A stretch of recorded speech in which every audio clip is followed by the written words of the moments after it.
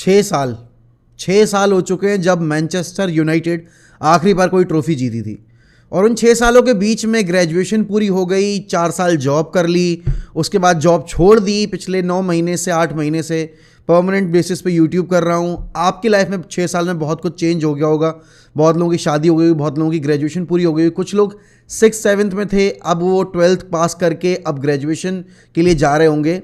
लेकिन इन 6 सालों के बीच में यूनाइटेड में भी बहुत कुछ चेंज हो गया। रोनाल्डो की घर वापसी हुई, रोनाल्डो वापस से एक दूसरे क्लब में चले गए, उसके बीच में हमारी जो सेंटर बैक पार्टनरशिप थी वो चेंज हुई। जोसे मूरिन्हो के बाद हमारे ओले गुनार सोल्शायर मैनेजर बने, फिर 3 मैचेस के लिए माइकल कैरिक मैनेजर बने, उसके बाद रैल्फ रैनिक आए और अब जाकर फाइनली हमारे पास एरिक टेन हैग है।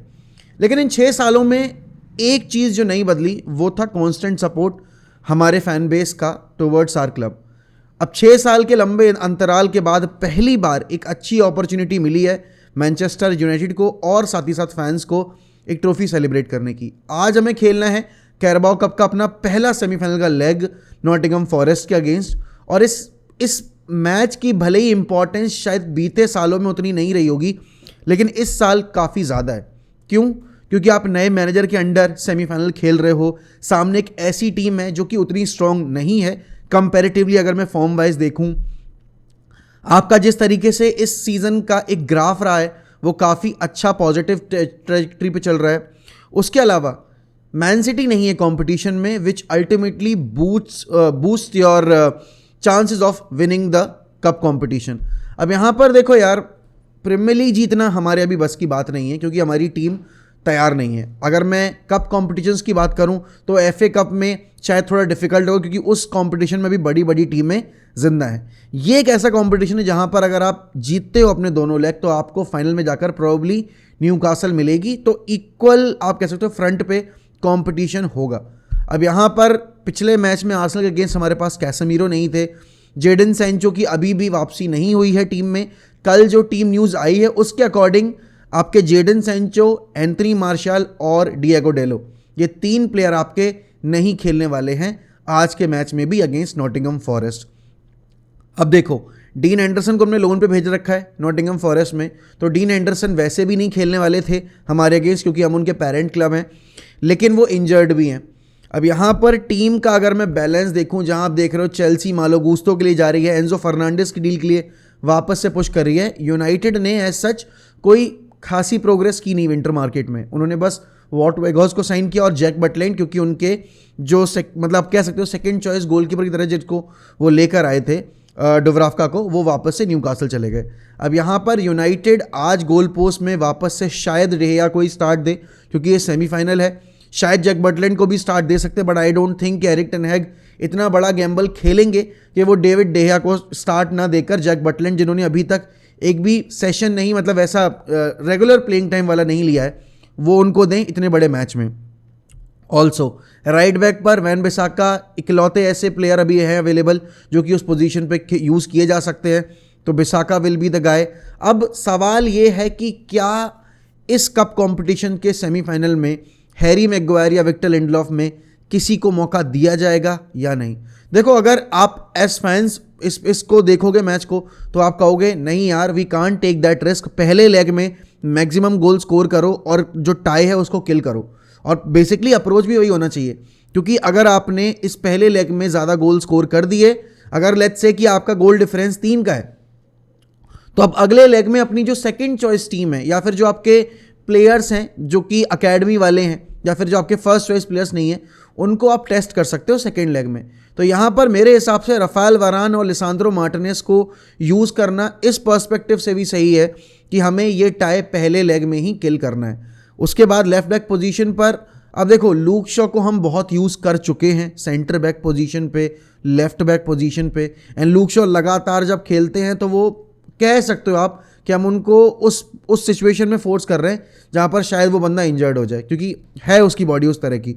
तो आज के गेम में आई वुड स्टार्ट टाइरल मलासिया क्योंकि मलासिया का गेम अगेंस्ट मैन सिटी काफ़ी शानदार रहा था, स्पेशली वी नो कि उन्होंने किस तरीके से मारेस को होल्ड करके रखा हुआ था, तो मलासिया would be my left back choice. अब लूक शॉ को हम यूज़ कर भी सकते हैं लेफ्ट सेंटर बैक पोजीशन पे, बट उस केस में लिसांद्रो मार्टिनेज ने वापस से फॉर्म पिक करनी शुरू कर दी है। इनिशियली उनको 3-4 गेम में वर्ल्ड कप के आने के बाद नहीं स्टार्ट दिया गया था, लेकिन अब वो मैच दर मैच इंप्रूवमेंट कर रहे हैं। लास्ट मैच में इन्होंने आर्सेनल के अगेंस्ट एक बढ़िया मास्टरफुल आप कह सकते हो एक परफॉर्मेंस डिलीवर की है, दोनों ही सेंटर बैक्स ने हमारे। बात आती है मिडफील्ड की, तो देखो आर्सेनल के अगेंस्ट कैसेमीरो नहीं था, तो हमें पता चला कि भाई कितना क्रूशियल है कैसेमीरो हमारी टीम के लिए, एरिक्सन के लिए एंड ब्रूनो के लिए, क्योंकि मिडफील्ड की जो एक सिनर्जी है वो कैसेमीरो के आने के बाद ही आपको दिखती है फील्ड पे। आपने मैकटोमिने को यूज़ किया, आपने सेकेंड हाफ में फ्रेड को भी उतारा, लेकिन वो सिचुएशन में आप वो लेवल की परफॉर्मेंस नहीं डिलीवर कर पाए जो कैसेमीरो जब होता है तो आप डिलीवर करते हो। अब यहाँ पर कैसेमीरो के होने से एक बूस्ट ये है कि ब्रूनो को उतना पीछे आकर नहीं अपना जो एक डिफेंसिव वर्क रेट है वो देना पड़ेगा, इनपुट देना पड़ेगा। अब यहाँ पर Bruno will be playing as the number 10 और आपके एरिक्सन और कैसेमीरो एक नंबर 6 रोल में, एक नंबर 8 रोल में, मोर लाइक दो नंबर 8 रोल में भी आप कह सकते हो, but Casemiro is an out and out number 6 player, CDM player. उसके अलावा अब देखो यार सैंचो अवेलेबल नहीं है, क्या हम इस मैच में एंटनी को स्टार्ट दें? अब बहुत सारे लोग कहेंगे कि नहीं स्टार्ट देना चाहिए, बट मेरे हिसाब से Antony must start in this game. क्यों? क्योंकि ये गेम वो हो सकते हैं जो कि इस प्लेयर का जो कॉन्फिडेंस गिरता जा रहा है ना, और इतनी जो स्क्रूटिनी मीडिया देनी शुरू कर दी है एंटनी को, क्योंकि भैया ऑब्वियस सी बात है 100 मिलियन का प्लेयर है तो आप उसको 100 मिलियन के प्राइस टैग पर ही जज कर रहे हो। लेकिन यार 6 महीने हुए हैं और एंटनी के पीछे मीडिया छोड़ो, हमारा खुद का फैन बेस इस कदर पड़ गया है कि जिसकी कोई लिमिट नहीं है। मेरे हिसाब से Antony should start in this game, क्योंकि एंटनी अगर स्टार्ट करेगा तो अगर वो गोल वोल निकाल लेता है इस गेम में तो उसको कॉन्फिडेंस मिलेगा, और हमारे आने वाले फिक्चर्स जो हैं वो लीड्स वगैरह के अगेंस्ट हैं, तो उसमें भी आप कह सकते हो मोमेंटम कैरी करने में आसानी रहेगी ना। I want Wout Weghorst in this lineup, but at the same time I would want to see Garnacho playing on the left side and Rashford through the middle. क्यों मैं ये चीज़ कह रहा हूँ? क्योंकि अगर आप वॉट वेगहॉस्ट को सेकेंड हाफ में लेकर आओगे और उस टाइम तक आपने 1-2 गोल स्कोर कर दिए तो ज़्यादा आसान रहेगा। I want Garnacho to get more and more game time against these opponents, क्योंकि फिर पता है होगा क्या, आप जैसे लीड्स आ रहा है आपका या फिर आपकी जो नीचे बैठी टीमें हैं, लेट्स से एवर्टन वगैरह, तो उनके अगेंस्ट आप अपने जो स्क्वाड है उसमें चेंजेस करके इन प्लेयर्स को यूज़ कर सकते हो, अकेडमी को। And I won't be shocked अगर आज एरिक्सन यूज़ नहीं होते हैं, प्रॉबेबली शायद कोबी मायनो यूज़ किया जाए एरिक्सन की जगह पे, क्योंकि आपने देखा था चार्ल्टन वाले गेम में कोबी मायनो को स्टार्ट दिया गया था। अब यहाँ पर क्या इतना बड़ा गैम्बल खेलने को तैयार है? He was literally very good. लेकिन ये एक प्रीमियर लीग साइड है, और एक प्रीमियर लीग साइड भले कितनी भी अच्छी नहीं हो, लेकिन कप कॉम्पिटिशन्स में हमने देखा है कि साउथहैम्पटन ने बाहर कर दिया था मैनचेस्टर सिटी को। एक जो बेनिफिट वाली चीज़ है वो ये कि ये ओवर 2 लेग्स है, तो अगर आप एक मैच में खराब कर भी रहे होगे तो आपको दूसरे मैच में कमबैक करने का मौका मिल जाएगा। तो जैसे कि मैंने कहा कि पहले मैच में आपको अपनी स्ट्रॉन्ग टीम उतारनी है, और उसके बाद आपको सेकंड लेग में जाकर आप या कोबी मायनो हो गए, आपके जिदान इकबाल हो गए, एंड बाकी जो आपके विक्टर लिंडलॉफ एंड मैगवायर जैसे प्लेयर हैं उनको आप यूज़ कर सकते हो। तो अप फ्रंट तो मेरी आई थिंक मैं यूज़ अगर करना चाहूँ तो गर्नाचो on the left, Rashford through the middle and Antony on the right wing. अब हो सकता है ये चीज़ ना देखने को मिले, आपको रैशफोर्ड ही देखने को मिले लेफ्ट विंग पे, एंड आपको सेंटर फॉरवर्ड पोजीशन पे, स्ट्राइकर पोजीशन पे वॉट वेगॉस्ट ही देखने को मिले, which is very sensible eight the same time, क्योंकि आप वेगॉस का भी खाता खुलवाना चाहते हो, and this is the best possible opportunity for you, जहाँ पर आप अपना एक मोमेंटम दे सकते हो अपने उन प्लेयर्स को जो कि गोल स्कोरिंग फॉर्म में नहीं है।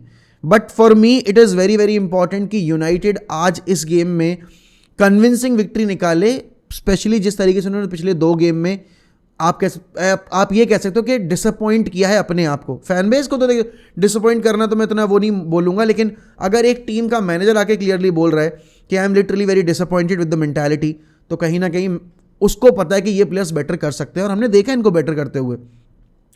तो स्कोर प्रेडिक्शन तो नहीं दूंगा मैं, I think David day in the goal, बाकी जो मैंने टीम बताई है वही रहेगी। आप लोग बताइए कमेंट सेक्शन में कि आपके हिसाब से क्या अप्रोच आप देखना चाहते हो इस टीम से, क्या टीम सिलेक्शन देखना चाहते हो, एंड ऑल्सो क्या आपको लगता है कि क्या पहली ट्रॉफी 10 है के अंडर हम कैराबाओ कप जीत कर उठा सकते हैं या नहीं? क्योंकि मेरे हिसाब से इससे बेटर अपॉर्चुनिटी नहीं मिलेगी इस टीम को जब कंपटीशन में बड़ी बड़ी टीमें नहीं है, सिर्फ एक ही टीम है अच्छी, न्यूकासल। और प्रीमियर लीग में आप देख सकते हो कि न्यूकासल और यूनाइटेड दोनों एकदम बराबर उस पर बैठी हुई हैं पॉइंट्स टेबल, मतलब पॉइंट्स टेबल देखोगे बराबर पॉइंट्स पे। तो let me know in the comments, and if you are new to this channel kindly subscribe to 1MEFC। With that I will take your leave. मिलते हैं रात में वॉच अलोंग पे, तब तक ध्यान रखिए अपना, and as always we'll always keep the great flag flying high guys, as Manchester United will never die.